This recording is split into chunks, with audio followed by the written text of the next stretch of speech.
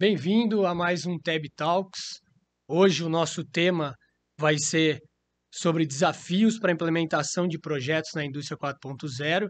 Então, você que está ligado aí na manutenção, na indústria 4.0 de um modo geral, a gente vai trazer um conteúdo bem interessante para que a gente possa conversar.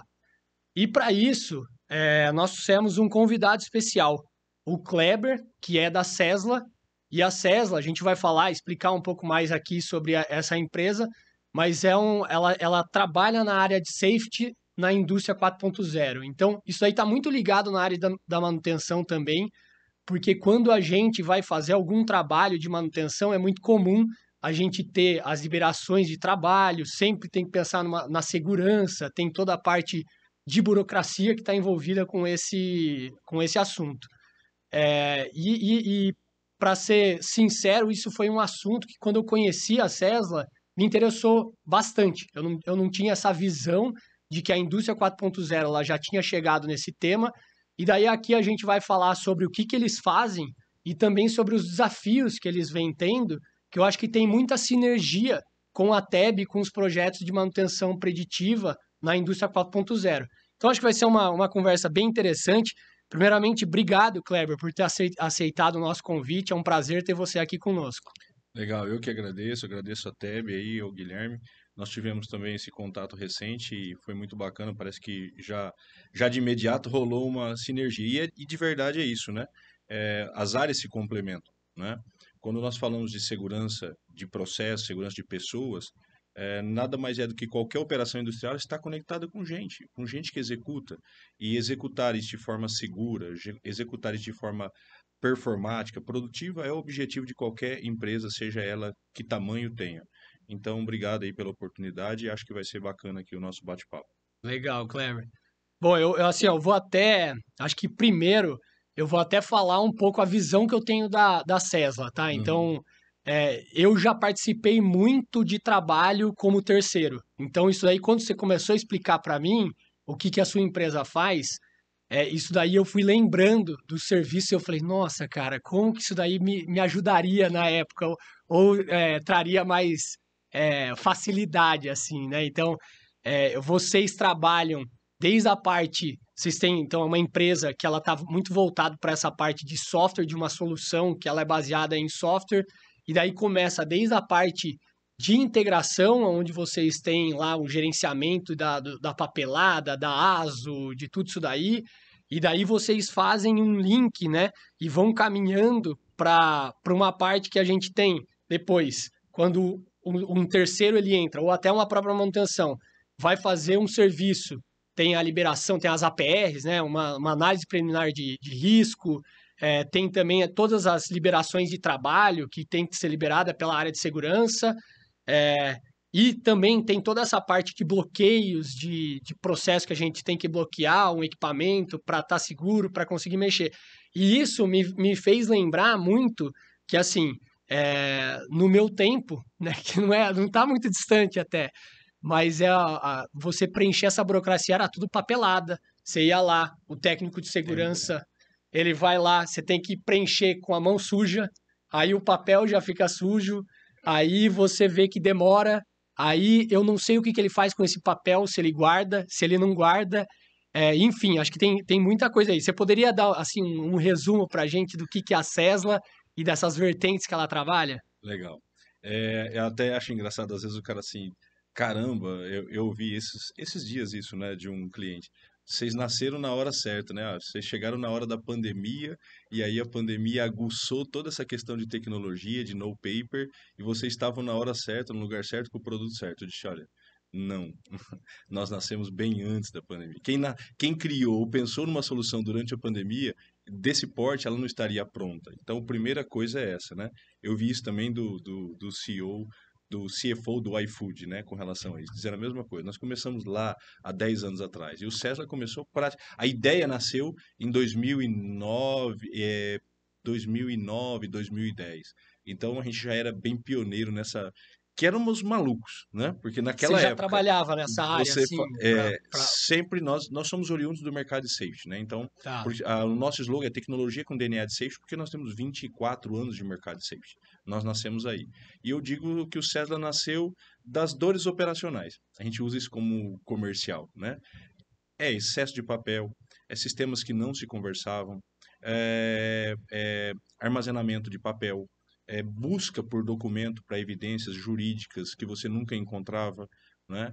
O tempo daquela galera da área de manutenção, os prestadores de serviço parados ali na portaria com o braço cruzado, esperando por um onboarding, por uma integração, ou esperando porque o ASO não chegou e manda por e-mail, vai mandar não sei para quem validar. Nós nascemos disso, né? Então o Cesla hoje ele oferta uma solução que vai do pedido de compras de um Uhum. prestador de serviço até uma permissão de trabalho de alto risco. Então ele não é uma ferramenta de gestão de terceiros. Ele é uma ferramenta de gestão de contratados, ele é uma ferramenta de permissão de trabalho que se conecta com lockout e tagout, que se conecta com near miss, que se conecta com inspeção e checklist. Então, esse conjunto, essa conexão de produtos é que faz a gente entregar hoje performance aí na ordem até alguns cases de 60% nós tivemos. Mas em média 35 a 40% de Legal, performance. Porque era muita burocracia. legal. É isso. Então, assim, até para... Vamos lá, vocês vão fazer isso daí que você falou, da permissão, da análise dos documentos. Isso daí já é um problema que é muito comum, né? Até, por exemplo, tem a liberação, mas daí na portaria você já não está liberado porque não tem essa integração de sistemas ou alguma coisa do tipo. Mas vocês fazem essa parte dessa gestão, assim, de análise de papelada, Uhum. aí vocês vão para a parte da execução do trabalho, que ela já está linkada numa parte, acho que é legal você falar também que isso daí é tudo digital, né? Não é, a ideia principal é substituir toda a papelada para o paperless que você tinha comentado. Na verdade, o projeto ele já nasceu paperless, ele já nasceu zero papel. Nós temos um grande player, um dos principais players nosso, que é do segmento sucro-alcooleiro, e são 30 usinas de cana-de-açúcar que usa a ferramenta de permissão. Num período de entre-safra, que foi o ano safra, quando separa as usinas para Uhum. manutenção, de 1º de dezembro a 31 de março, nós emitimos 208 mil permissões de trabalho na plataforma. A gente está falando de algo de 1.400.000 folhas de papel.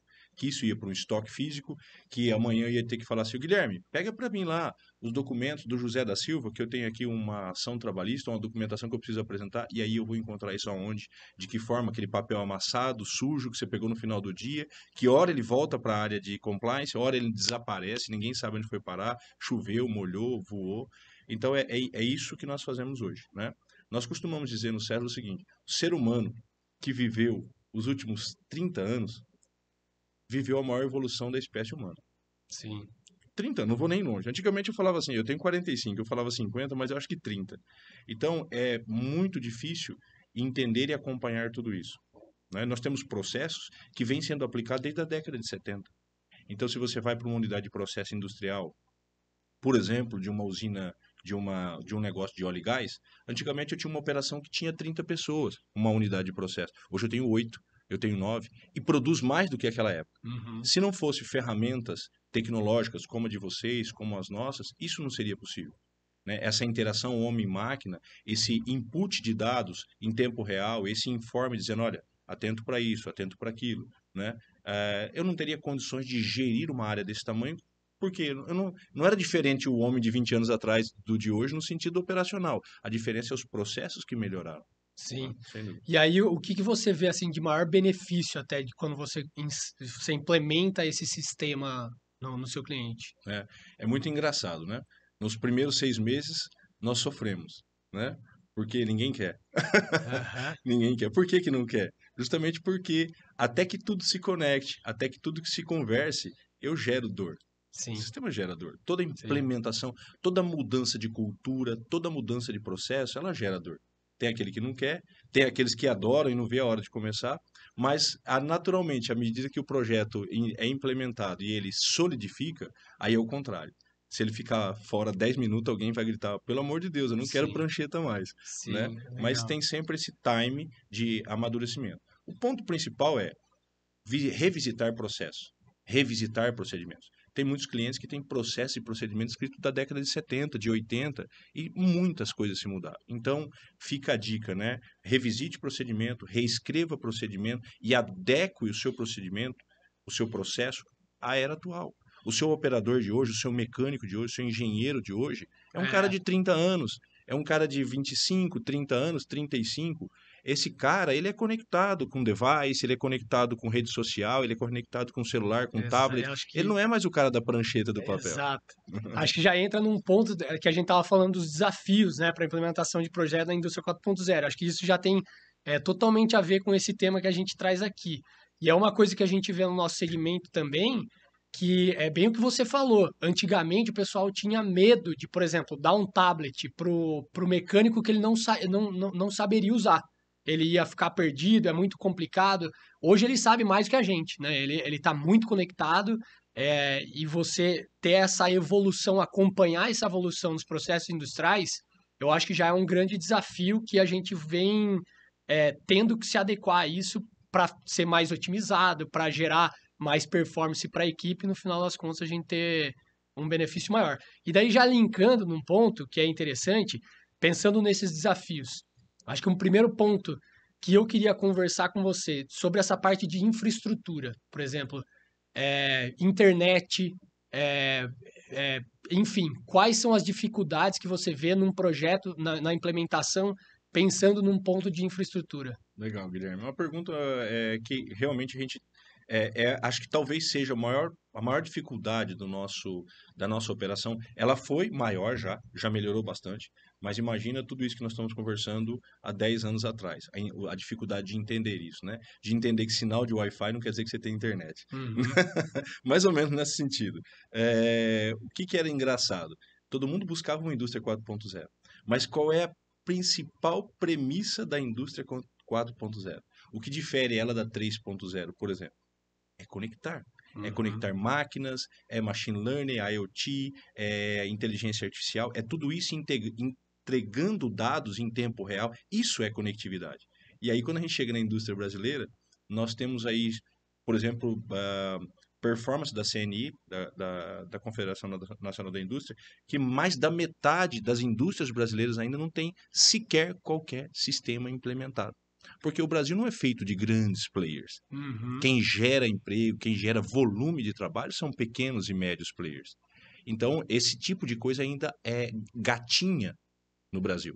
Se a gente olhar para a Alemanha, olhar para Japão, países desenvolvidos, que usam muito indústria 4.0, a gente está falando ainda de 15 a 20% de indústria 4.0. E Tá. aqui a gente está falando de menos de 5 ainda. Então é algo assim a se levar para muito tempo, né? E aí, quando você fala até de grandes players ou pequenos players, essa necessidade do ponto de vista de segurança, ela é para todo mundo ou só para os grandes players? Legislação é igual para todo mundo, né? A CLT é igual para todo mundo e todo mundo que tem pessoas que trabalham para você, prestam um serviço ou funcionário próprio, ele segue um regimento de legislação. Tem variáveis de tipos de documentação em função de quantitativo de funcionário e risco da empresa, sim, mas em geral são funcionários que estão ali expostos a risco e que você tem que ofertar uma condição adequada de trabalho. Né? A Tá, gente costuma legal. dizer, você sai de casa todo dia para quê? Para vender mão de obra. Você não sai de casa para vender um dedo, vender um olho ou ficar doente ou coisa do tipo. É para isso que você sai. Uhum. Então, partindo dessa premissa, você veio aqui, você é mecânico, você é eletricista, você é um operador de máquina, você veio aqui só para vender isso. Você não veio aqui para se machucar. E nossos sistemas, ou a área de AT&S, ela tem a função de certa forma, ajudar. Mas o principal responsável por isso é o próprio time operacional. Veja que engraçado. Na década de 80, quem emitia permissão de trabalho? A grande maioria de gestão de permissões de trabalho, análise de risco, sempre era um técnico de segurança, um engenheiro de segurança, etc. Hoje eu tenho vários clientes, grandes players, que a responsabilidade dessa gestão é do próprio time manutentivo e operativo. Sim, Porque quem conhece mais do risco de exato. uma máquina do que o seu mecânico? Eu que sou Exatamente. técnico de segurança, engenheiro de segurança? Claro que não. É esse cara. Escuta esse cara. Ouve esse cara. Veja as ideias que ele tem. Esse cara sabe a solução para sua dor. Essa é a Exato. nova visão de segurança, Eu acho que né? isso é um ponto que me faz lembrar muita coisa, assim, que não necessariamente quem tem o melhor treinamento ou quem tem os melhores procedimentos é quem tem mais segurança na indústria. E eu já passei por diversos casos em que você tem um treinamento, uma integração gigantesca, só que na aplicação, lá na máquina, não é executado. Não, você não tem segurança real. E o contrário também é verdade. Eu já passei por empresas que nem integração eu tive, Uhum. só que a hora que você vai lá, o pessoal da operação ele tem a consciência de segurança da máquina. E você sente que você está trabalhando com muito mais segurança. Então, esse é um ponto até. Eu não sabia, acho que é um ponto bem interessante assim que você trouxe, né? Que levando isso daí para o pessoal, é, essa autonomia de segurança para um pessoal de operação de manutenção, eu acho que você consegue deixar a sua empresa muito mais segura.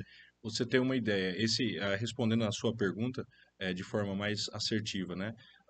Quais são as dores para se implementar um projeto de 4.0? Primeira coisa, eu tenho feito algumas palestras aí pelo Brasil, em alguns eventos, seminários, referente a isso, porque essa dor que nós passamos lá atrás e aprendemos a gerenciar ela ainda existe em menor escala. Mas, por exemplo, a gente lista algumas coisas. Primeira coisa, dado. Ok? Não tem nada mais valioso do que dado, desde que seu dado seja polido, seu Uhum. dado seja de qualidade. É, É isso. Porque dado, se você for lá na Dark Web, você tem dado de todo mundo, um monte de dado. sim, Agora, o que você vai fazer com ele e a forma que você vai tratar ele, esse é o ponto.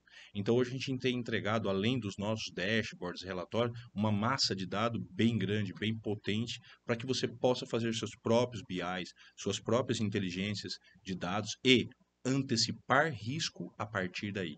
Esse é o principal ganho da ferramenta. Né, do time manutentivo, você saber. Hoje eu consigo saber, olha, legal, a atividade estava programada para hoje às 8, mas ela começou que hora efetiva? Quem fala isso é esse cara aqui. é, É esse cara aqui. E eu consigo ver efetivo versus planejado. Eu consigo saber por que na unidade de Araras você me solicitou uma atividade de 5 dias e você me cobrou X reais e pôs 5 homens. E na mesmo negócio, mesma atividade, lá em Feira de Santana, esse cara custou 3 vezes mais e teve mais gente. Por quê? Hoje eu tenho tudo isso em dados.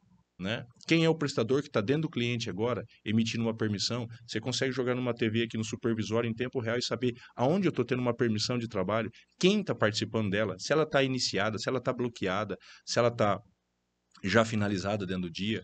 O sistema não permite que a minha permissão de trabalho inicie enquanto eu não aplicar os bloqueios de teste. A gente utiliza, por exemplo, o badge de RFID para isso. hum, Então, nós temos uma série de tecnologia, mas os desafios é dado, desafio é conectividade. Então, se você quer ir para uma indústria 4.0, não se esqueça que a essência, a premissa dela é você precisa de internet, exato. ok? Uma internet excelente? Não, mas eu preciso dela. Precisa de internet. Hoje a nossa operação ela é parte offline. Significa o quê? Que eu consigo carregar atividades que inclusive vêm do SAP PM. A gente tem conexão hoje com várias, então um dos pilares é a API. Né? Nós temos API com o SAP PM, eu tenho API com o sistema de catraca de portaria, que eu já bloqueio lá esse cara se ele tiver com um ASO vencido, um certificado. Eu tenho API com single sign-on, eu tenho um monte de API justamente para a gente integrar sistema. Para evitar o que a gente brinca lá no escritório, como a gente fala de monkey job, né? De carregar aqui, carrega aqui. Exato, é legal. Carrega aqui, E carrega. um ponto interessante também, né? Que acho que tem sinergia. Você, quando vocês começaram a fazer, acho que vocês pensaram muito na segurança da área que vocês tiveram. Mas até o que você me trouxe aqui é até um ganho secundário. Que, por exemplo, o cara ele consegue ver a performance de trabalho dele, por que que ele orçou tanto e ele está executando em tanto. Você já vê uma migração do seu sistema como um ganho secundário para as empresas? Na verdade, quando a gente fala de segurança, não é segurança só do trabalho, é segurança de processo, né? Por exemplo, a gente tem entendimento de tempo de manutenção, de quanto tempo é uma preventiva para que aquele equipamento não pare inadvertidamente e pare meu processo. Tudo isso se integra hoje. Tudo isso é integrado.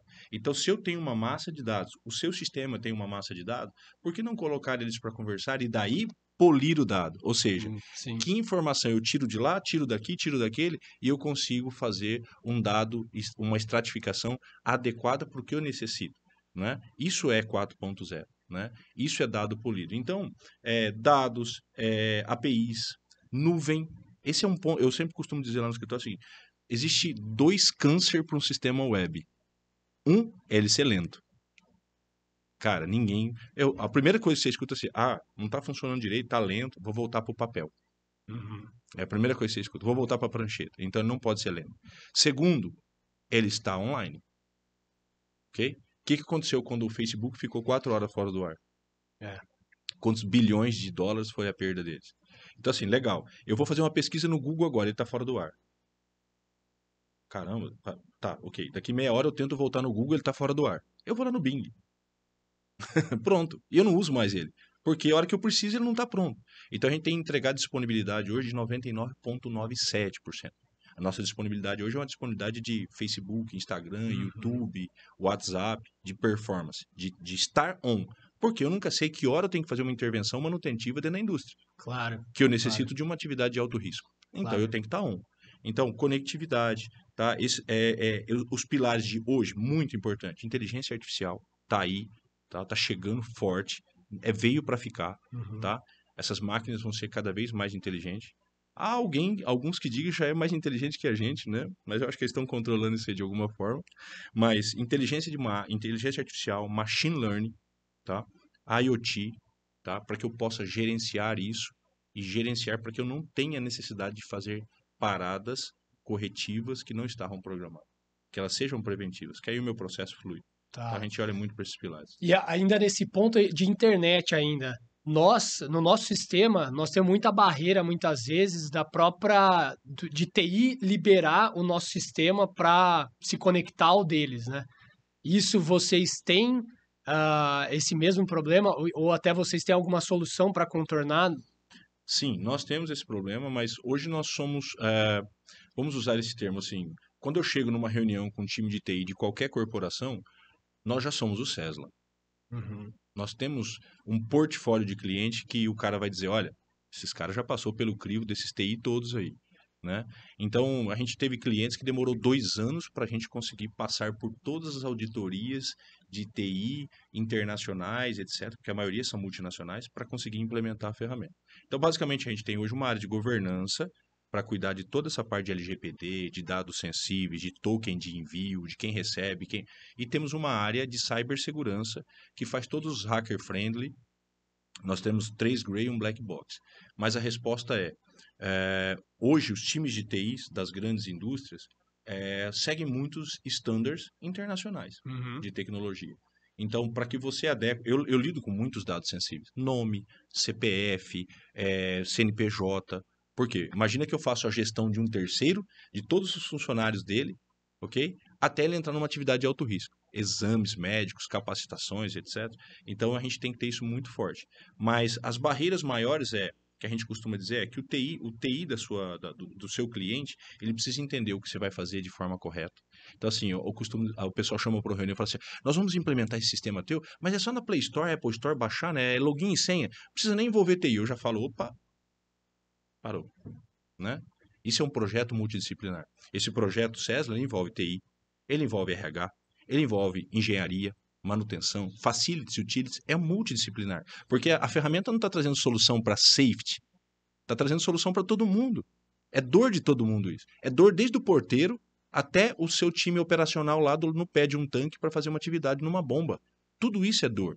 Então não é dor só de uma área, é dor de todo mundo. Então tem que ser multidisciplinar. E que tipo de conexão que você tem que fazer? Você tem que conectar suas ferramentas, assim, qual que é a necessidade de entrar, o seu sistema entrar na rede deles, do Essa é a cliente? parte mais legal. Nada. Tá. Eu não preciso de nada. Eu preciso que o TI basicamente entenda o nosso projeto, valide o nosso projeto. O máximo que talvez a gente precisa, devido a um AD Single Sign-On, um Dual Factor, é que a gente tenha lá o nosso... É uma página web. Então eu tenho isso numa whitelist, para que a hora que ele loga, ele não entra numa lista e bloqueia, numa blacklist lá. É um whitelist, basicamente. Mas eu não preciso de cloud, de nuvem, porque os clouds dedicados ao cliente, então os nossos principais players, ele tem um cloud dedicado, mas é gerido por nós. Porque meu código-fonte está lá dentro. Então não é o TI do cliente que gere esse dado, mas é dele. O cloud é dedicado. O dado é seu. O sistema é nosso. Sim. Né? A gente sempre diz isso. Isso é um SaaS. O dado é seu, o sistema é nosso. Então, basicamente, eu preciso disso e preciso que o cliente defina, por exemplo, alguns pilares de performance. As APIs, se ele vai usar device, tablet ou celular, quantos, né? Vou dar um exemplo para você. Refinaria de petróleo de Mataripe. Nós temos 70 devices desse. Isso é um celular à prova de explosão. Custa 20 mil reais cada um. Entendeu? Isso tem que estar no teu projeto. A Ryzen tem mais de 1.000 tablets na operação. Só intrínseco, acho que são mais de 100 já. Ok? No caso deles, são tablets, não celular. Cada um custa mais de 20 mil reais. Então, assim, se você não vê valor no projeto, você não vai investir um dinheiro desse. Você não vai colocar. Então, isso tem que estar na tua lista de coisas. Sim. Né? Conectividade. Eu preciso de 10 megabytes de internet. Internet de padaria. O meu moleque fala, né? Isso é internet de padaria. Né? Não precisa de uma internet muito veloz, mas eu preciso dela. Ou seja, eu vou a campo agora, eu vou lá para a área operacional e emitir uma permissão de trabalho. Eu tenho 10 serviços hoje. Eu tenho limpeza de tanque, eu tenho limpeza de telhado, manutenção de bombas. Eu tenho 10 atividades. Essas atividades contêm análise de risco, essas atividades contêm permissão. Então, quando eu vou, eu sincronizo quem? Eu carrego quem? As atividades. E depois eu vou offline. Posso entrar em porão, posso ir lá na área de ETA, ETE, entrar dentro de zero conectividade, inclusive 3G e 4G, que ele vai funcionar. Essa é uma grande vantagem do projeto. Mas a gente teve que fazer isso no Brasil porque a gente não tinha internet. Sim. Significa o quê? Que eu estou emitindo uma permissão de trabalho lá na ETA agora, lá na estação de tratamento, na ETE. Eu consigo saber que aquela permissão está acontecendo? Enquanto ela estiver só aqui, não. Eu preciso sincronizar. Claro. Aí eu tenho um 3G ou 4G lá, show. Manda e eu já consigo ver na planta, onde está tendo. Mas se não, eu tenho esse delay. Só que é um delay necessário para atender a realidade brasileira. E também muito menor do que já seria esse delay se fosse no papel. Né? Acho que aí entra um ponto que não tem muito o que fazer. Você tem que estar dependendo de internet e acho que isso daí é uma premissa básica. Sem dúvida. E aí eu acho que um ponto que você já trouxe, que seriam as ferramentas de trabalho que a gente tem. E aí, fazendo um paralelo com a TEB, uma coisa que a gente sente muito é que quando você... a gente vai lá, instala os sensores, está tudo funcionando, tudo rodando, mas você precisa da ferramenta de trabalho para o time ele conseguir operar. Então, por exemplo, no nosso caso, são TVs específicas na área de manutenção, ou num centro de operação, ou até o celular liberado ali para o cara usar e para visualizar, ou uma notificação por WhatsApp, alguma coisa do tipo. E até como aprendizado nosso, eu acho que a gente vem passando e vendo que é um projeto multidisciplinar mesmo, como você está falando, e tem que pensar não só nessa parte de implementação, mas também nessa parte de como que a pessoa ela vai visualizar ou ela vai usar no dia a dia. No caso de vocês, então são esses tablets, quais as ferramentas que o pessoal usa e que está envolvido no projeto? Basicamente, ele usa device, celular ou tablet. Eu, particularmente, Kleber, sou muito mais adepto aos celulares do que aos tablets, por questão de transporte. Mas tem tablets também, igual quando você vai na Localiza, na Movida, pegar um carro lá, que você pega uma Smart Pen, ele tem uma case robusta, pode cair, pode bater, assina, funciona aqui com um suspensório para você colocar. Nós, inclusive, como solução para o cliente, ofertamos isso hoje como locação. Legal. E outro ponto importante, tem pequenos detalhes dentro do projeto que às vezes a gente não se lembra de falar, mas, por exemplo, o MDM. Né? O que é o MDM? O Mobile Device Management. É uma solução, uma aplicação que você instala aqui, onde o usuário ele não consegue desabilitar a rede, ele não consegue desabilitar a localização, então eu sei em tempo real aonde está um celular de 20 pau. Porque eu tenho 80 desse. Só de tablet, de celular, eu tenho 2 milhões de reais no projeto. E isso aqui some. Então, para que isso não suma, eu consigo, a cada 1 minuto, ter atualização de GPS de onde está esse cara. E a bateria, o nível de bateria dele, por exemplo. Tá? Além disso, eu não permite que um usuário acesse YouTube, Facebook, Instagram, ou qualquer coisa, ou qualquer aplicação. Então, ele pode instalar aqui 10 aplicações, da Sesla, do TEB, ele consegue gerenciar isso, mas outros de fora não conseguem acessar outras áreas, inclusive internet, se ele não tiver. E daí já entra também mais a parte de TI, né? TI tem que estar envolvido para fazer toda essa gestão. Exatamente. Hoje nós fazemos tudo isso. O nosso time legal. faz tudo isso. Já mas entrega pronto essa solução. Pronto. Por quê? Porque entra naqueles pilares de performance. Quando eu falo para o cara, olha, o nosso projeto tem entregado 40% de ganho de produtividade versus o que você tinha no papel. Para isso acontecer, eu preciso desses pilares funcionando. Então eu preciso das interfaces com os RHs, preciso de interface com catraca, preciso de interface com o M de manutenção, preciso de interface com o seu TI, com a parte de AD Single Sign-On. Ou seja, todos esses pontos são necessários para que eu atinja essa performance. E aí, quando eu falo para o cara, nós vamos reduzir 40% do seu processo produtivo, ele faz uma conta rápida. Quanto custa a minha hora homem? Quanto custa? Eu tenho um case aqui, o último case que nós fizemos, o último business case aqui de um cliente de Paulínia. Nós chegamos em média de 15 permissões de trabalho por dia. Média, Legal. com 3 manutentores em cada permissão, com uma hora homem barata, que nós fizemos de 20 e poucos reais a hora homem, baratíssimo, porque tem periculosidade e muito mais. Mas nós chegamos a 2,4 milhões de reais por ano de redução de custo só com hora homem. Fora o compliance. Essa hora homem que você diz é por conta das burocracias que o tempo diminui, a solução diminui esse tempo. É só isso. Por exemplo, hoje você consegue fazer toda a validação documental de um prestador, incluindo uma parte de inteligência artificial documental, que ele já identifica uma série de fraudes, etc., na documentação. A hora que o funcionário seu está pronto com toda a documentação válida, então imagina que você é uma empresa que vai prestar serviço dentro de um cliente que tem mais 20 funcionários que vai entrar dentro daquele cliente, todos seus, dessa empreiteira. Então eu consigo gerenciar se é empreita, se é subempreita, pode ou não pode. A hora que eu valido tudo isso, o sistema fala assim, vamos agendar a integração? Aí o cliente que define se essa integração é presencial ou e-learning. Tá. Se ele falou que é presencial, eu chego na portaria. Primeiro, para eu chegar na portaria, eu, terceiro e meu time, eu só consigo se toda a documentação tiver ok. Senão eu nem chego. Eu não consigo agendar a integração. Então eu não perco mais aquele tempo de ficar na portaria. O ASO do José da Silva não veio. O certificado de NR35 do Pedro não veio. Acabou. Primeira coisa. Fiz a integração. Fui para campo. Cheguei lá, chamei uma atividade de limpeza do telhado e falei que aquela empreiteira está no serviço. Ele vai conferir cada funcionário daquele se tem a competência, capacitação, ASO, integração para entrar na PT. E se você quiser, o onboarding, que é a integração, ainda pode ser remoto. Dependendo da condição de risco, você fala, não preciso desse cara vir fazer integração aqui. Eu posso pedir, eu quero que ele faça integração na casa dele. Sim. Ou na empresa dele, ele chegue pronto. O sistema já abre a integração, ele assiste, faz avaliação de conteúdo, se reprovar tem que assistir de novo. Se passar, já abre Uber, Waze, Maps e te mostra o caminho para chegar na portaria da empresa integrado. Quanto tempo a gente já ganhou aí? Muito tempo. Muito tempo. Quantas vezes você chegou lá na área de manutenção, lá no pé da bomba, e às 11 da manhã tem 3 caras assim com o braço cruzado, esperando. O que tá faltando? Tá faltando a assinatura do fulano de tal aqui na permissão, ok? Então, dar autonomia para suas áreas manutentivas, ensinar como emitir permissão e análise de risco para que você não dependa exclusivamente de um time de AT&S é fundamental. Isso é evolução.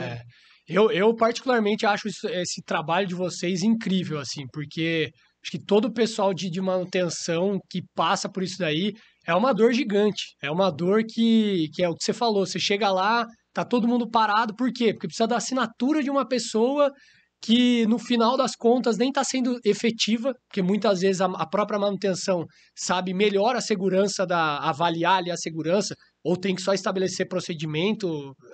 E o detalhe, né? A gente está falando de produtividade. E aí, olhando para o lado do compliance, aí pode acontecer o que acontece também, do tipo, Guilherme, você vai participar da permissão? Vou. Nossa, Guilherme, seu nome não está aparecendo aqui. Porque você não tem qualificação para aquele tipo de PT. A sua NR está vencida, o seu ASO está vencido, a sua integração, e você não consegue assinar. É coisa que, por exemplo, o engenheiro de segurança, o técnico de segurança, ele não conseguiria ter acesso a isso. Eu me lembro que eu cheguei num cliente uma vez, ele tinha um negócio chamado passaporte. Olha que legal. Era uma caderneta de papel dessa grossura, era uma caderneta mesmo. E tinha lá todos os cursos que a pessoa tinha, um carimbo da segurança, porque eles olhavam para aquilo antes do cara poder entrar numa permissão de altura. Então ele ia ver se o cara tinha NR35, aí falava que tinha, ele assinava. Hoje eu chego lá, escaneio um QR Code no seu crachá, o capacete, ou leio o seu CPF ali ele já fala, esse aqui é o Guilherme, é da TEB, tá no escopo limpeza, manutenção de bombas, e já tem todas essas capacitações, esse ASO, e aí eu vou dizer, Guilherme, você não vai poder entrar, a sua NR35 está vencida. Ou você não mandou NR35. Legal. E essa parte... Zero papel. Não, é muito legal, muito interessante. Essa parte de economia que vocês têm de custo, você mostra para o cliente, como é que você faz esse ganho, esse ROI do seu cliente? É os business cases nossos que mostram isso. Porque é fundamental. Se a gente está falando de um projeto. Basicamente, qualquer conta que você faz, é assim, né? Você vai comprar qualquer coisa. Seja você uma pessoa física. Você vai qual é o benefício que isso vai te trazer? É o investimento. Então, se eu estou investindo dinheiro, vou investir tempo, que tempo é dinheiro, eu preciso naturalmente de saber o quanto isso vai me trazer de benefício. Exato. E em quanto tempo isso vai se pagar. Então, os business cases são fundamentais, porque a gente não está falando de... Aí você fala para o cara, legal, você vai gastar então, no caso de uma indústria petroquímica ou que tem risco de explosividade, tá? Que a gente está falando. Se não, qualquer Samsung, qualquer iPhone, qualquer celular Android ou iOS, nossa plataforma funciona também. Então, indústrias que não têm risco de explosão, pode usar qualquer celular comum. Mas quando eu chego numa indústria, por exemplo, petroquímica, eu falo, vou gastar 2 milhões de reais só em celular e tablet, o cara fala, caramba, mas de onde que vai sair esse dinheiro? Aí eu vou dizer, olha, vai sair daqui, e daqui 8 meses, 10 meses você já pagou esse investimento. Legal. Aí isso é fundamental. Não, muito, muito interessante. Tá? Bom, a gente já falou então dessa parte de infraestrutura que a gente comentou de internet, nós falamos também dessa parte de ferramenta, né? Aí um outro ponto que eu acho que é interessante é essa parte da liderança estar envolvida, do projeto ele ter uma aceitação, como ele é multidisciplinar, né? Ele precisa, é uma mudança de cultura que você tem que fazer, mas tem que ter aderência da liderança para que isso daí venha de cima para baixo. Ou até, como que vocês veem isso no projeto de vocês e como que vocês trabalham até para que isso daí seja disseminado entre as áreas? Legal. É uma excelente pergunta. Essa era uma das dores principais, que eu acabei de citar agora há pouco, do tipo, não precisa envolver TI, né? Que eu citei agora há pouco. É mais ou menos isso. Como o projeto ele tem um valor significativo, dependendo do tamanho do negócio, hoje o projeto é muito corporativo. Uhum. Então, normalmente ele vai passar por um crivo de diretoria de aprovação de custo para ele começar. Então, ele já nasce a diretoria já sabendo que ele existe. Agora, é da diretoria que vem a decisão de usar, de implementar e dizer, olha, eu quero que isso funcione. Eu Agora, preciso que isso mas funcione. aí Olha só que interessante. Só para complementar. Claro. Eu tenho projetos gigantes que em um ano estava rodando plenamente em produção. E eu tenho projetos medianos, falando de tamanho de negócio, de valores, que patinam mais de anos para rodar. Por quê? Porque não tem o envolvimento da alta liderança, não tem o envolvimento de alguém que diz, galera, nosso deadline para isso aqui funcionar é tal data. A partir de tal data é zero papel aqui. Então isso tem que vir da sua diretoria, da sua gerência, né? E ter o envolvimento de todas essas áreas. Ou seja, hoje eu conecto com o RH para receber dados de funcionário próprio. Eu tenho um sistema que gerencia os terceiros. Esse sistema de terceiro conecta com a portaria. O meu sistema de permissão conecta com o M de manutenção. Então, se isso não estiver integrado e essas áreas não estiverem participando do projeto, ou você vai ter duas coisas. Ou alguém que vai te boicotar, tá? Que isso é muito comum, né? Do tipo, não me envolveram no começo, agora vocês se viram aí, né? Ou você não vai ter um projeto que vai te trazer a performance esperada. Mas aí eu falo até é uma coisa muito natural que a gente vê. O benefício que você que o sistema de vocês, que a Cesla traz, é muito para o pessoal do chão de fábrica, o pessoal que está ali, que vai executar o trabalho, né? Então é ele que até muitas vezes ele entende da dor, ele sabe da dor dele, ele entende que existe uma solução e ele que está brigando pelo projeto para que dê certo. Mas não necessariamente a liderança dele está vendo isso. Como é que isso daí é comum ou como que vocês trabalham para essa informação sair de baixo e ir até em cima? Na verdade, a gente usa aquela regra dos pilares, né? Nós temos 2 pilares dentro do Cesla que é premissa para qualquer coisa que a gente vai fazer. Compliance, produtividade. Se for bom para compliance, que é administração de área de segurança, RH, controladoria, a gerência que quer compliance, que quer documentação, que quer assinatura, que quer evidência para uma fiscalização, para uma ação trabalhista, isso é compliance. Se for bom para esses caras, mas se você atrasar em 10 minutos a mais a operação por conta da sua ferramenta, a operação vai gritar, porque a produtividade está sendo perdida. Então, se for bom para produtividade, mas não for compliance, a sua área de compliance não vai deixar. Então, como são 2 pilares essenciais, a gente traz valores para os 2. Esse valor, você demora mais para ver. Ele é médio e longo prazo. O compliance é aquilo que você vai deixar de gastar, é o dinheiro que você vai deixar de tirar do bolso a médio e longo prazo, com uma ação trabalhista, com problemas jurídicos. Já a produtividade é agora. É o resultado que eu vejo primeiro. Então, quando a gente fala de 40% de ganho, é de produtividade. Exato. Mas se as duas áreas não entender que o projeto é benéfico e é multidisciplinar, a gente não vai caminhar. Legal. Não vai caminhar. Então, a gente já mostra desde o começo, olha, isso aqui para você vai trazer esse e esse ganho, e para você esse e esse ganho. Então, todo mundo está ganhando aqui. Todo mundo tá ganhando. Aí, geralmente, Kleber, vocês fazem, por exemplo, o primeiro ponto de contato com vocês é o pessoal de segurança. Mas aí vocês fazem várias reuniões para explicar como que é esse convencimento. Legal. Quem tem dor procura remédio. É. Então, sempre, a grande maioria dos clientes chegam através de um funil de vendas, né? Que a gente faz muito forte em Meta, Facebook, Instagram, por incrível que pareça, né? Hoje, os nossos principais funis de vendas são redes sociais, né? Legal. E Google, né? E as redes sociais são mais fortes do que o LinkedIn para esse tipo de coisa. Tá? O LinkedIn é muito profissional, muito conectado durante o dia. Então a gente sempre recebe leads 10 da noite, 11 da noite, é a hora que você, ou pós-janta, né? Que você está ali navegando e olhando o que tem. E aí você tem dor no seu dia a dia. Você está cansado daquela dor que você teve o dia Uhum. inteiro. Aí aparece ali alguma coisa na tua tela, o cara quer saber. Só que em geral essas pessoas não têm poder de decisão. Esse Então, cara é de segurança, geralmente. segurança, e a gente tem muita gente hoje da área de facilities, de engenharia, que também procura. Tá, Tá? Por quê? Porque muitas vezes é a dor dele, a tá. dor operacional dele. Então, mas em geral, a maioria é segurança, né? Esse cara se conecta com a gente, aí a gente faz um trabalho de entender quem é o negócio dele, o tamanho do negócio dele, se faz sentido o projeto para ele, e aí nós vamos escalonando. Então, às vezes, a gente já chegou o caso da gente ter 6, 7 reuniões para chegar nas pessoas de tomada de decisão. O mais difícil é que a gente parte de uma unidade para um projeto corporativo. Então, às vezes o cara liga e Legal. fala, pô, é aqui da unidade da empresa X, aqui em Feira de Santana. Você fala, pô, que legal. Mas, cara, esse projeto é corporativo. Ele não vai rodar só aí. Então, a gente tem que fazer todo um trabalho de entender quem é o canal, quem é o contato, para a gente trazer de cima para baixo de forma corporativa. Porque Legal. todo mundo fala que tem corporativo, até a gente chegar na segunda planta.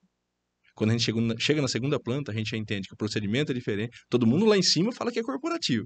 Mas quando a gente vai para a operação, cada unidade que você visita tem um procedimento diferente, Tá. tem uma linha a mais na permissão de trabalho e etc. Então isso vai ter que mudar, vai ter que estandarizar. E aí é onde começa as discussões. Ah, Por entendi. isso que a gente tem que partir de um corporativo. Sim, E senão não consigo entregar BI, não consigo te entregar inteligência de dados. Porque se cada lugar aplica de um jeito e faz de um jeito, não tem standard, né? legal. E agora vamos falar, o pessoal fechou, você conseguiu fazer todo esse convencimento, vamos implementar o projeto. E agora nesse onboarding, assim, ou nessa fase inicial, como que é esse trabalho e como que essa mudança de cultura agora é o mais importante, né? A partir do momento que você fecha esse trabalho e mudar a cultura multidisciplinar de um monte de gente, é uma coisa que você tem que ter intensidade ali, ou como que vocês lidam com isso e qual que é esse procedimento? Outra excelente pergunta. Basicamente isso que nós estamos fazendo aqui agora. Chama todo mundo para o bate-papo. Todo mundo quem? Segurança, manutenção, operação, gerência. Define os responsáveis, os owners do projeto, TI, ok? E aí a gente define, em função do projeto, de como ele vai ser conduzido, quem vai participar em cada pedaço, né? Então o time de segurança nos ajuda a modelar a ferramenta, para que os modelos de permissão, logotipo, cores, perguntas de checklist, grupos de assinatura, quem assina PT de altura, espaço confinado, é a área de segurança que define. Ok? Operacionalmente, eu preciso me conectar com o SAP para receber um OM de manutenção que está vindo de lá. É, Aí eu vou ter que falar com o time de manutenção, de engenharia, de projetos, ok? Eu vou ter que conectar com o RH, está aqui o RH, eu preciso me conectar e receber dados dos seus funcionários, nome, CPF, NR, ASO, etc, tá? E aí o nosso sistema de terceiro vai receber dados de terceiro. Então a gente põe todo mundo na mesa, define as responsabilidades e a partir daí a gente caminha o projeto em paralelo. Tudo que envolve TI, as APIs, interface entre sistemas, e a gente não pode esquecer disso, quando a gente fala de interface entre sistemas, então se eu estou me conectando ao sistema da TEB, eu preciso do TI da TEB, do TI da Cesla e do TI do cliente. Esse uhum, bate-papo é com os três. sim, Só que eu não preciso da área de segurança, de RH, etc., participando desse bate-papo. Então isso caminha paralelo. Lá na frente se encontra, no ambiente de produção. Então a gente vai testando tudo isso em ambiente de homologação, validando a ferramenta com todas as áreas, até chegar o momento da gente capacitar os usuários. Capacitou é o último step, né? Hoje a gente trabalha com universidade corporativa, então você capacita, eles têm que fazer prova, têm que receber ah, certificado, esse é um ponto muito importante. Porque antigamente ligava pra gente no suporte um cara que fazia 2 dias que ele estava na empresa e alguém deu um login e senha para ele e falou, ó, tô, usa. E ele não sabia usar. Então, assim, hoje o nosso suporte é o usuário de nível 1. É o cara que conhece. Se ele tá ligando é porque ele tem um problema, que ele sabe usar. Então, esse usuário inclusive recebe certificado e toda a documentação. Legal. Para ele começar a usar. Aí a gente faz a virada de chave, que a gente chama de Go Live. Então, a gente cobra o projeto assim, um valor de implantação, que vai toda essa fase aí, que leva aí de 60 até 120 dias de implantação. 3, 4 meses para pôr para rodar. Essa fase você paga um valor único, chamado implantação. A hora que vira a chave, aí você passa a pagar um valor mensal, que é corrigido anualmente por IPCA. Legal. Tá? Basicamente isso. Muito Como interessante. SaaS mesmo. Acho que é muito interessante essa parte aí, o treinamento, para você já ter um nível aí de acesso e também de entendimento do sistema, para não ter aquelas perguntas, tipo, que o cara não tá vendo o botão, né? Tipo, não sabe onde é o botão, ou não tá vendo alguma coisa. Acha que tem internet, não tem. Algumas coisas meio básicas, eu acho que isso é fundamental. Mas acho que a gente já falou de vários pontos interessantes, né? Então, só para recapitular aqui, a gente falou de infraestrutura, da parte de internet, depois a gente falou das ferramentas, que é a parte dos celulares, dos tablets que vocês fazem. A gente falou também do envolvimento da liderança no projeto, e daí essa parte de mudança de cultura que vocês fazem, essa implementação do projeto, ao treinamento para rodar isso aí. Tem mais algum ponto que você vê que é importante? Dentro do conceito, a gente chama esses 8 pilares, eles estão baseados nisso tudo que a gente conversou aqui hoje. Então, assim, se nós vamos lá para implementar, ou se você busca implementar uma solução de web, uma solução em nuvem, em cloud, que a grande maioria são, né? As barreiras são menores hoje, inclusive do próprio TI, o entendimento que o seu TI tem, mas a gente sempre explica isso. Olha para a empresa que você está contratando. Uma coisa que eu valorizo muito no Sesla é esse DNA de safety, esses 24 anos de campo. Porque se você olhar o que eu estou falando aqui e a linha de raciocínio que eu estou apresentando, ela é muito conectada com a operação. Isso só é possível por quê? Porque nós passamos por todas essas dores dentro da operação industrial. Então, ter uma empresa de tecnologia que não tem essa conexão, porque é muito difícil, você busca no mercado uma empresa e fala, eu quero construir um sistema de permissão. O cara fala, tá, eu construo, que jeito você quer? Eu escrevo o requisito e desenho e faço. Vai levar 2 anos, vai custar alguns milhões de reais, e depois não esqueça que você vai precisar de um squad para sustentar. Essa é a diferença do SaaS e do software house, ok? Em vez de você ter um software seu, você usar um software de mercado. Porque o software de mercado, eu tenho 100 clientes compartilhando os custos manutentivos e operativos dele. Quando você tem um software seu, é seu, você vai ter que cuidar. E um squad hoje custa caríssimo. Um squad de 8 pessoas hoje em TI, ele vai custar aí tranquilo R$150 mil por mês. E acho que também você está especializado em uma área, você acaba conhecendo tipo a dor de cliente diferente, e isso daí acaba beneficiando um e outro, né? Isso é fundamental. Nós temos sucro alcooleiro, nós temos papel e celulose, nós temos óleo e gás, nós temos alimentício, nós temos automotivo, nós temos farmacêutico, um monte de cooperativas, nós temos um monte de segmentos com áreas de segurança, com necessidades diferentes, todo dia ajudando a melhorar a ferramenta. E aí eu acho que você pode chegar para o seu cliente e falar assim, cara, você tem um procedimento burocrático que não está dando resultado. O meu outro cliente tem um procedimento que é totalmente fluido e que olha o resultado que eles estão tendo. Olha que legal, a gente escuta assim de vez em quando. Vocês podem nos ajudar a remodelar nosso procedimento? A gente escuta isso bastante. Esse DNA de safety nos permite isso hoje. Olhar para o seu procedimento e falar, cara, eu vou dar um exemplo, né? Às vezes a gente pega uma permissão de trabalho e já começa com 2 perguntas assim. Os funcionários estão capacitados? Aí você fala, por que você está fazendo essa pergunta? Se não tiver, o sistema não deixa ele assinar mais. Aí na sequência ele pergunta, todos os funcionários estão com atestado de saúde em dia? Por que você está fazendo essa pergunta?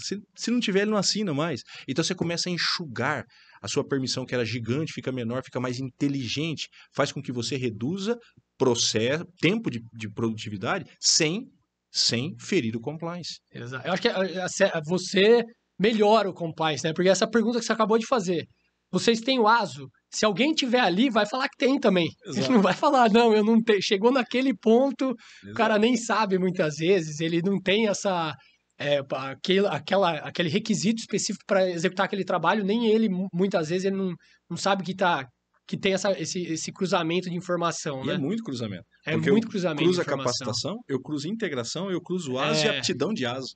São 4 coisas. E aí eu acho que outro ponto que me vem na cabeça, assim, que quando você coloca essa tecnologia e deixa a responsabilidade para o próprio time de operação ou de manutenção, gera mais engajamento, no Muito. meu ponto de vista. Porque é diferente eu executar um trabalho como manutenção e falar assim, espera que o pessoal da segurança tem que liberar.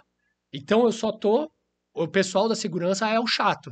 Agora, Exatamente. não. Eu vou usar o sistema, eu sou responsável. Eu me lembro quando eu comecei com segurança do trabalho, não vou nem falar quando, que já vai entregar a minha idade, né? Mas a gente andava pela área fazendo inspeções para ver se as pessoas estavam usando os equipamentos de segurança, fazia inspeções para ver se os funcionários estavam seguindo o procedimento. E eu ficava incomodado com aquilo, já jovem naquela época, incomodado, porque eu dizia, cara, se o seu funcionário falta, você é encarregado de manutenção. Se o seu funcionário falta, você sabe. Se a performance dele não está boa, você sabe. Se ele não está seguindo os procedimentos internos, seu de manutenção, você sabe. Por que a segurança precisa de alguém para cuidar? A segurança é o seu funcionário. É você e seu funcionário. E é ele que faz. É Então, verdade. aí você começa a pensar, por que, de novo, acho que a gente começou o podcast, né? Por que eu preciso de um técnico de segurança para assinar minha permissão se eu tenho conhecimento de risco e da operação que me permite fazer isso? Ou seja, capacite o seu profissional de operação, de manutenção, para que ele tenha condição técnica de fazer isso. Entendo algumas atividades de alto risco, do tipo espaço confinado, um caso ou outro, que talvez seja necessária a presença da segurança. Ok, não tem problema. Mas a grande maioria é revisitar procedimento. A gente pega dentro da indústria procedimento do procedimento do procedimento. Análise de risco. Olha, se a sua atividade é rotineira, você faz uma análise de risco, não precisa fazer toda vez. Você não precisa fazer permissão de trabalho para atividades rotineiras. Revise seus procedimentos. Enxugue a sua operação para que ela seja produtiva, sem deixar de ser segura. Né? Legal, Tá? muito interessante.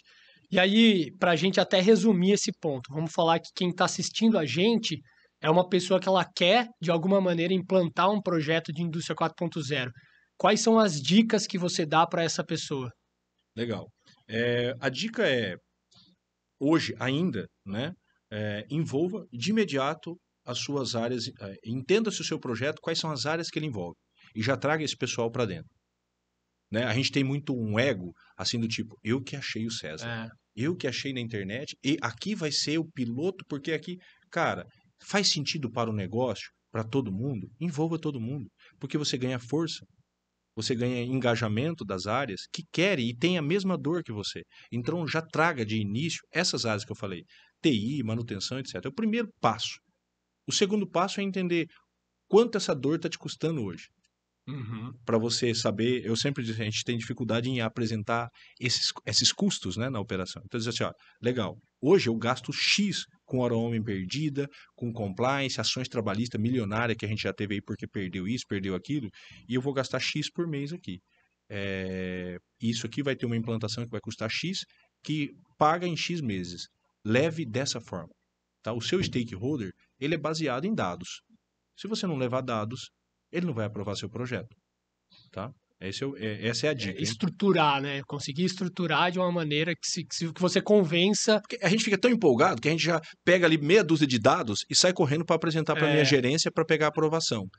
E uma proposta comercial. Hoje, às vezes, a gente leva 3 meses para chegar numa proposta comercial, para entender o detalhe do cliente. Por exemplo, cloud. Por exemplo, nuvem. As nuvens são pagas em dólar. Para você ter uma nuvem ISO 27001, ou você vai cair em Amazon, ou você vai cair em Azure, que é Microsoft, ou você vai cair em DigitalOcean, você vai cair nos principais aí do mercado, que é caríssimo, Google Cloud, sim. tá? Então você paga em dólar. Se você está armazenando dado desnecessário, ou você projeta um cloud gigante para uma necessidade pequena, você vai gastar dinheiro à toa. Então, olhar para tudo isso é necessário. E a gente te ajuda a fazer isso naturalmente Legal. na fase inicial, antes de chegar numa proposta comercial, para a gente ser assertivo e não assustar com valores e não deixar de mostrar os ganhos e benefícios que isso vai trazer. Legal, muito bom, Né? muito bom. E aí, pensa, e a Cesla, falando da Cesla em si agora, a visão de futuro que vocês têm para essa área. Não, acho que como empresa, não necessariamente tem a ver com a área safety, eu não sei qual que é a ideia, mas a visão de futuro, vocês veem, vocês pensam em integrar mais áreas, ou outros produtos, ou outros tipos de soluções? Legal. Ó, o Cesla está crescendo, cresceu muito nos últimos anos. Nós já temos projeto aí. Hoje já é um projeto Latinoamérica, então a gente opera em vários países além do Brasil, até o México. Temos já projetos de escritórios nos Estados Unidos e na Europa nos próximos 5 anos, já para expandir, porque essas dores não é só do Brasil. Essas dores é todo mundo.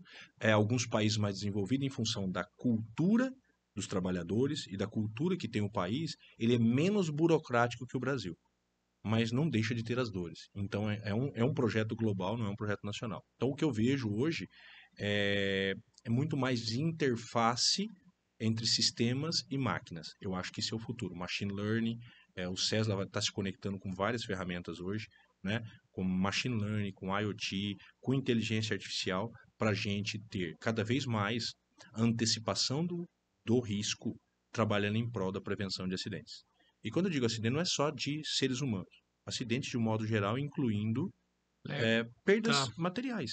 Então, eu acho que o caminho é isso é a indústria 4.0, É, conectar.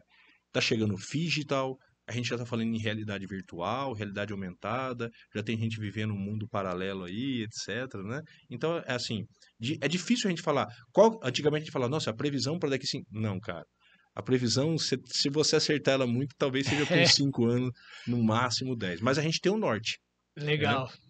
Meu pai falava isso quando eu era moleque, né? Você tá meio desnorteado, né? Então, ter um norte é o mais importante. Para onde nós estamos indo? Qual é o nosso norte? Para onde caminhamos? Então, nós caminhamos para conectar cada vez mais soluções que entreguem resultado, né, para as áreas multidisciplinares da indústria e não só para a área de que nós nascemos. E aí você acha, pegando um gancho nessa parte de conectividade, é, você tem, hoje em dia a gente está tendo solução para cada área. Então você tem uma área para safety, e a gente tem uma área para manutenção preditiva, é, enfim, aí a gente tem dados vindos de todos os lugares. Como é que você enxerga essa conectividade, ou até como que essa pessoa vai enxergar isso? Não sei, você tem uma visão sobre isso daí? Eu tenho a seguinte visão, e eu carrego essa visão há muitos anos comigo. Nada é mais importante numa indústria do que produzir e vender. Eu escuto o tempo todo, olha, mais o meio ambiente, mais a segurança, mais a qualidade. Claro, são muito importantes. São áreas de apoio, manutenção, todas são áreas que apoiam para o quê? Para que eu possa vender e entregar no prazo. É, Porque isso é o que dá dinheiro e põe dinheiro no caixa para pagar as contas, inclusive salário e etc, etc. Então não exatamente. tem nada mais importante que isso, desculpa. Né? Às vezes a gente fica numa viagem, mas isso é o mais importante de qualquer indústria, sempre foi. Então, partindo dessa premissa, seja o Cesla, seja a Teb, qualquer empresa, ela entrega o quê? Ela, de certa forma, está entregando uma ferramenta para te ajudar a manter performance. Seja performance para você produzir melhor, seja performance para você não parar seu processo, e seja performance para você não gastar dinheiro com problemas jurídicos futuros que poderiam ser resolvidos agora e que vão te afetar no futuro. Essa é a função. Então, quando a gente integra tudo isso, no final a gente está entregando o quê? Produtividade e compliance. Uhum. Sim, É isso que nós sim. entregamos. Vocês entregam isso, eu entrego e qualquer sistema. Para a indústria entrega isso. De uma forma ou de outra, se eu É, estou comprando, é porque eu quero isso lá na ponta. não, Ponto. legal, É legal. isso. Acho que essa visão que você traz aí de produtividade, eu acho que é bem isso daí. No final das contas, não tem como Não tem.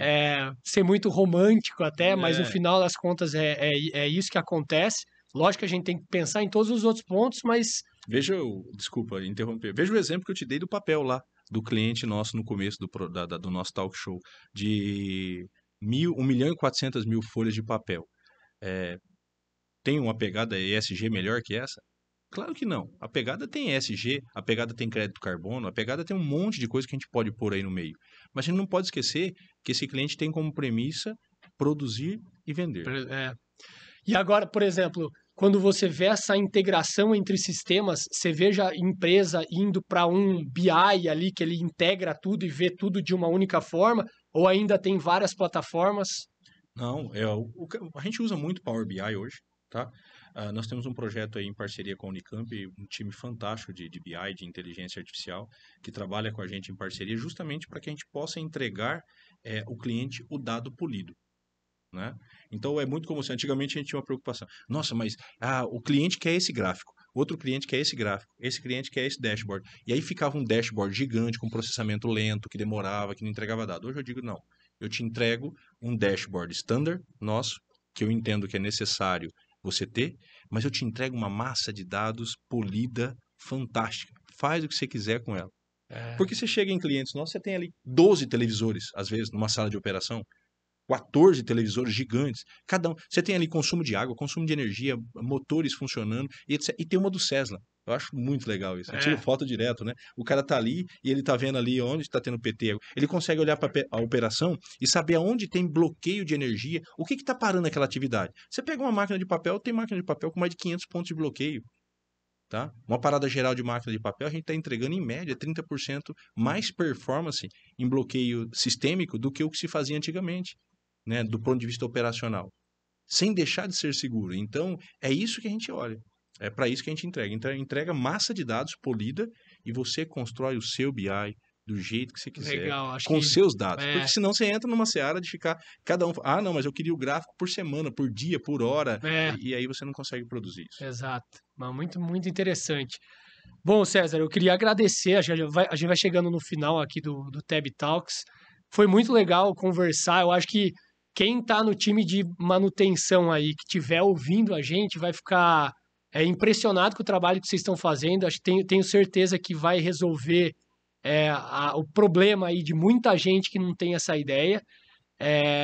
E daí, então, eu queria agradecer realmente você ter aceitado esse convite, vir aqui abrir o jogo, falar sobre essa parte de safety, já estando muito relacionado com a parte de manutenção preditiva também na indústria 4.0. No final das contas, eu acho que é bem isso que você falou. A gente está gerando dados e, de alguma forma, a gente tem que gerar valor para o nosso cliente, independente da maneira que ele queira, mas eu acho que é bem esse olhar para o cliente que a gente tem que ter para conseguir conectar e, de alguma forma, ter mais produtividade, gastar menos e entregar ali no prazo. Sem deixar de cuidar do mais importante, que é o nosso valor humano, que é as pessoas que estão ali. É eu que agradeço vocês, agradeço a TEB por nos conectar com essa área manutentiva, área de engenharia, porque para nós é uma das áreas mais importantes e que tem ligação íntima com o nosso trabalho, porque a gente entrega esse pedaço muito conectado com a sua área. Eu agradeço de coração aí a oportunidade. E, assim, para eu finalizar, vou dizer simplesmente o seguinte: nós temos um mundo com mais de 2 bilhões de pessoas, né? Não tem como mais fazer absolutamente nada, produzir absolutamente nada em larga escala se a gente não usar a tecnologia.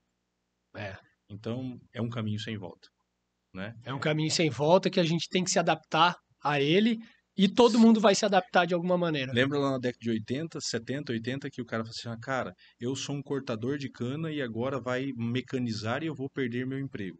Tá todo mundo Tá trabalhando. todo mundo trabalhando. Entendeu? Não foi isso que tirou o emprego. Então, atualize, vá atrás das informações, busque, porque tem mercado para todo mundo que quer e entende que tem que evoluir sempre como ser humano. Tá? Essa é a minha dica aí. Muito obrigado. Muito obrigado. Valeu, valeu, Kleber. Obrigado. A gente vai deixar aqui os contatos da Cesla para quem quiser se conectar com eles também. Também vamos deixar aqui os nossos links de mídia social para você seguir a gente. Então curta aí esse vídeo, se inscreve no nosso canal e até o próximo. Tchau!